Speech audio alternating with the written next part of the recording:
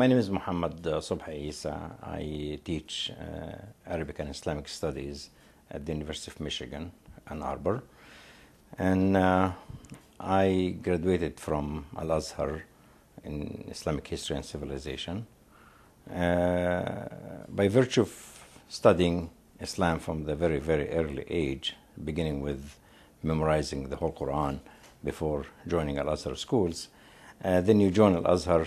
The strongest two subjects Al-Azhar emphasize from early stages are Islamic studies, of course, and Arabic. So it doesn't matter which field you choose to specialize in later on, it stays with you that to be attached always to subjects in Islamic studies. After graduation in Islamic History and Civilization, studying Islamic civilization exposes the researcher to all aspects of Islam and Islamic life, especially when you talk about social history of how Muslim people handle their life as Muslims. But with the career of teaching in universities, from the American University in Cairo to UCLA to Northwestern University and currently University of Michigan, you develop courses in which you utilize the knowledge that you gained from study and from also being a teacher who senses the need for certain subjects to be discussed and raised. And this is the value of being at a university. You do what you think needs to be done, and you have the freedom to do so.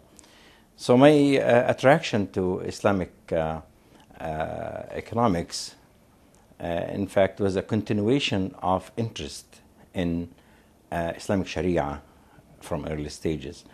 But the direct link that got me into that really was the project of translating one of the major references in Islamic Sharia written by a modern writer, Dr. Wahab al-Zuhaili. And when the project was proposed and I was invited to participate in that translation, the focus was on the parts of that book that deal with Islamic business and financial transactions.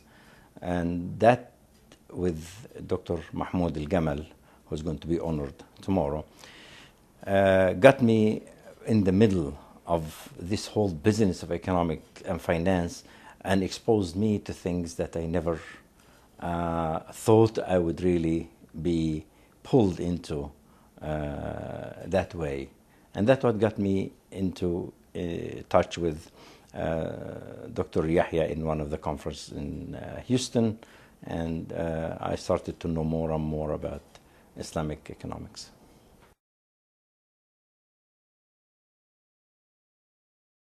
When the word riba, in fact, mentioned, it is the most confusing and difficult terms to really associate a defined definition to say riba is so-and-so.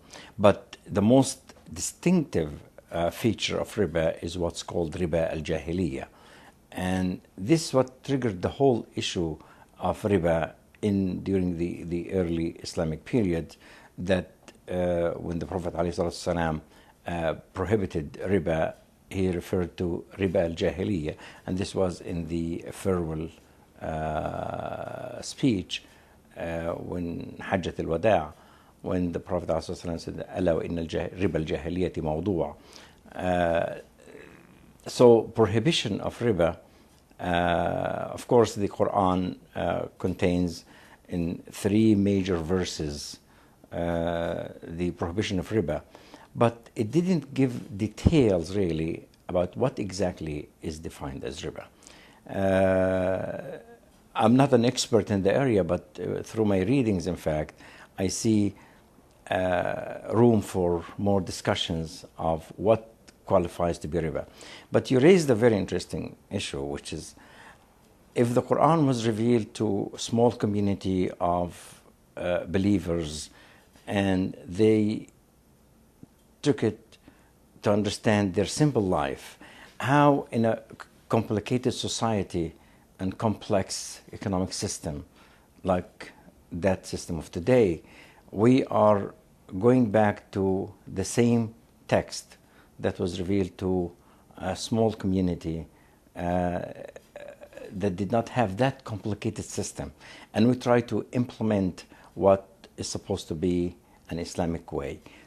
My non-economic approach to that really comes from a very larger spectrum of human life. The prospect of human life as a human. What do you want to do on earth? You want to live happily, in peace, enjoying all the grace of God and blessings and the ni'mah that you have abundantly available to you, and recognize that God has provided these things for you to enjoy, not to utilize to oppress and use them to hurt others. And money and finance is a very important element in these transactions. When Quran emphasizes how really people can be changed because of money, how love for money can lead them to do harmful things to others. If we start by dealing with building the character of a human being to be content, to be fair, to be just, to be righteous, to love others, Islam comes for that. And that would reflect on everything you do in life, especially when it comes to using money. So when I look at this from a larger human perspective, I see that Islam as a religion comes with a major mission to create the ideal human being. And the ideal human being is the one who knows his limits, who knows his rights, and who knows other people's rights as well. And money can be the devil that can bring you closer to hell, and it can be also the very thick wall to protect you from hell if you utilize it correctly. And that's why I see that any successful Islamic banking is the one that looks at humanity first, looks at the person and develop the person who has control on the money to recognize God in every act. People who have money to invest, when they are good characters themselves as human beings, they would choose what to invest in a way not to harm other human beings. So I'm not concerned in details of what's riba, what's not riba, in finance, what works and doesn't work. I'm interested very much in building the character of a human being to meet the specifications that Islam draws, really. The boundaries that Islam puts for humanity to live within is not at all harmful. It's to create a peaceful creature who enjoys God's blessings.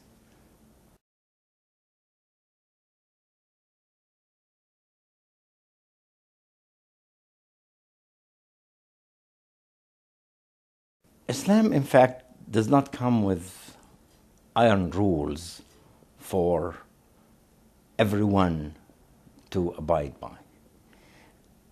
Islam comes with a very general approach based on understanding of the nature of man, which is the both evil and good, and put the conditions that would allow the good to prosper and the evil to disappear if applied correctly, but within reason, because Islam looks at the human reason and reasoning with life. When you talk about, yes, the evil people exist, it will always be there, but we know the complicated system of today created all these laws to to control people's behavior, to allow for the freedom to be practiced, at the same time to punish who infringe on other people's freedom, whether it is the property or their even dignity as human being. This system that exists today, we don't say that this system is something and Islam is another thing. And this is the thing that I see that causes the conflict. Because people come and talk about existing systems as the other system. We are part of it.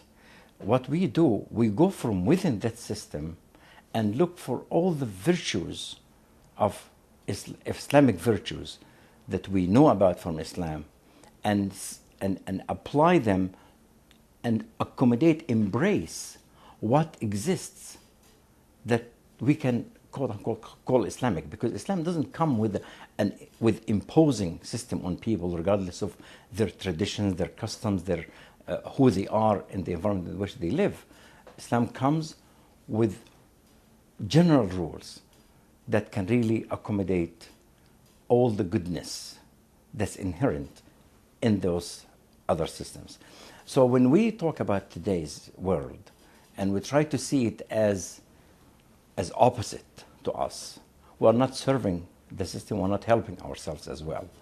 But we have to look at it as our system, and how can we really make Islam live within a system that's very compatible with it, and eliminate from that system what's not compatible with Islam. So if we think of the system that's existing today as our system, and we think of ourselves as Muslims, then we can actually see ourselves living a good Islam, not taking ourselves outside this equation, and we think we can create a whole new world and we can call it Islamic in order to oppose the existing world.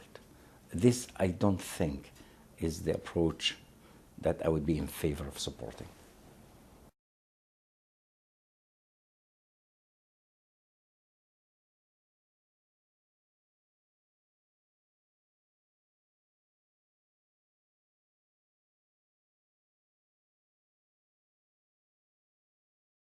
But you see, I would like first to have a convincing definition of what riba is. That's my problem personally. I express that problem everywhere. I say, what is riba? I still have a problem defining what's riba.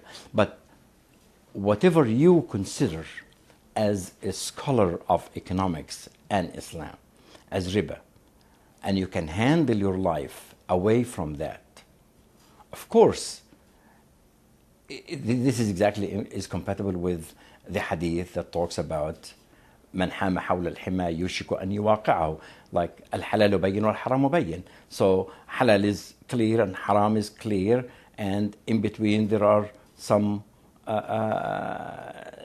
speculations of whether it's haram or not.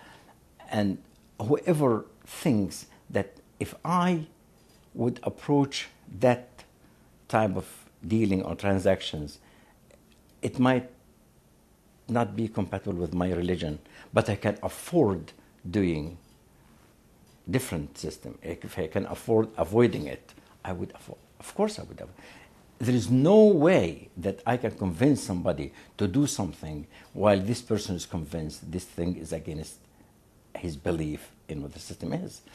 But what I'm talking about, how can we take a whole system of life economically and label it as haram without also creating a whole system that can make people's life easier and make it halal?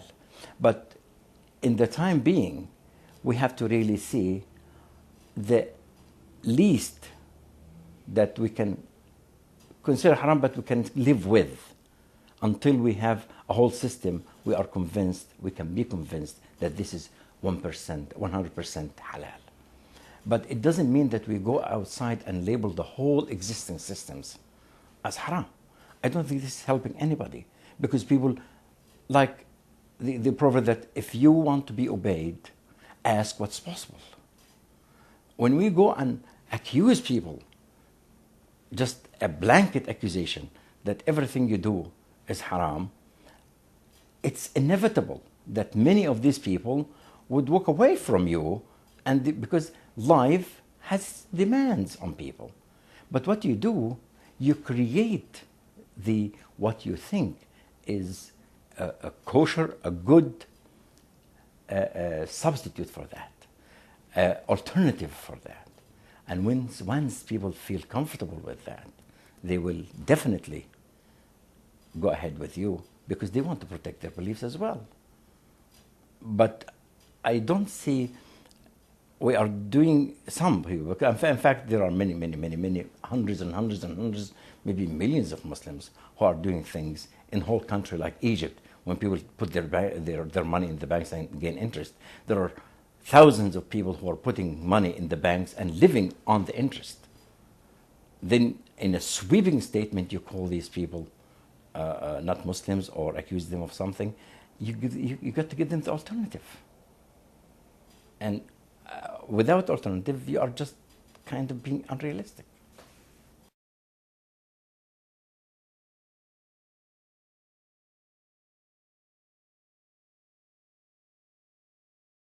You know how to pray. Okay, you learned that from very early, and you know that you pray 4 rak'ahs for Zuhr and Asr, and you don't find much argument about it. You don't find tens of books published every year about the number of rak'ahs in prayers. But why do we have tens of books published every year about riba? That it's not only me that's exactly not understanding. It is this abundant amount of literature that comes out to talk about economic issues. That shows also how vital economic is to people, and how important it is really to understand it carefully, because economics is a very, very elusive thing. Just it moves with people.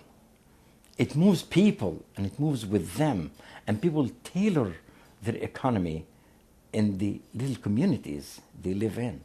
When you try to impose an economic system on people, and these systems are not compatible with what people actually want and want to live in a certain way, it's not going to work. You have to understand the needs of those people. And when we talk about riba, you talk about riba you just talked about this small society. What was considered riba for them, there is an important factor in Islamic Sharia called maqasid. And maqasid has not been studied really very carefully and very well. It's emerging now as the fashion in Islamic Sharia jurisprudence. Maqasid has been always there in the usul. And these maqasid are the ultimate objectives of Sharia. What does God want from people? And what do people want from God? How would people tailor their life to meet the God's expectations of them? We have to define God's expectations of us. What exactly? And then we have to think how we can meet these expectations.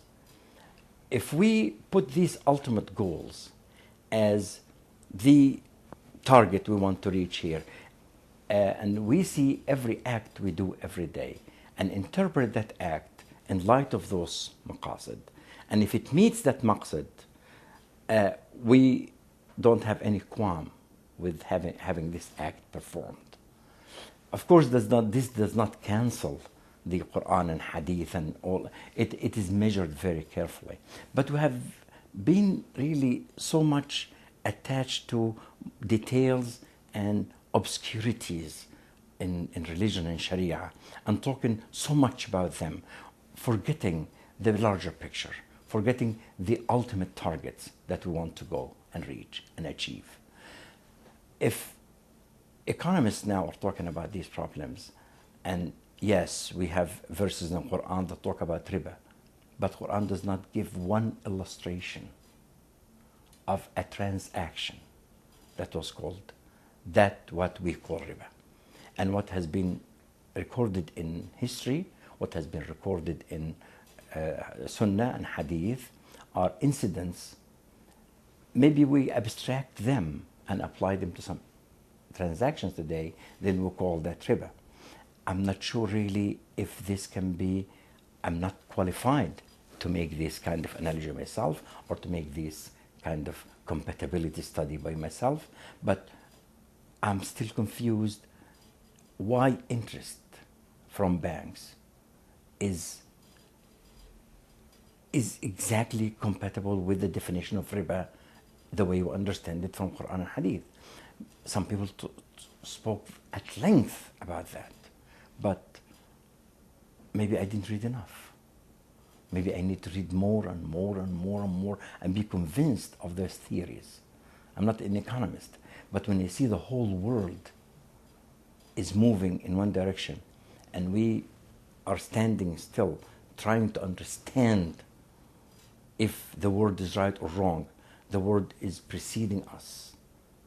And we see Muslims all over the Muslim world and outside the Muslim world are dealing with what is called riba. What are we going to do with them? We have really to create a very powerful economic system that we think that can support Muslim countries and Muslim people away from what we can define as riba before we ask these people to stop dealing in these ways because it is riba. Okay, it is riba. I'm hungry and this is food that can leave me alive. And you tell me to stop eating that food. What do you want me to do? Give me an alternative. And that's what I see. Maybe the growth of Islamic banking now, the power that the Islamic banking, Islamic system is gaining now would be the answer in the long run. But until that answer can satisfy the masses, I think we are being unfair and unrealistic. We are just laughing at ourselves by labeling something but not capable of creating a substitute. Hopefully, Islamic banking and LARIBA can really provide us with solid and strong ground that would substitute gradually what we think of as riba.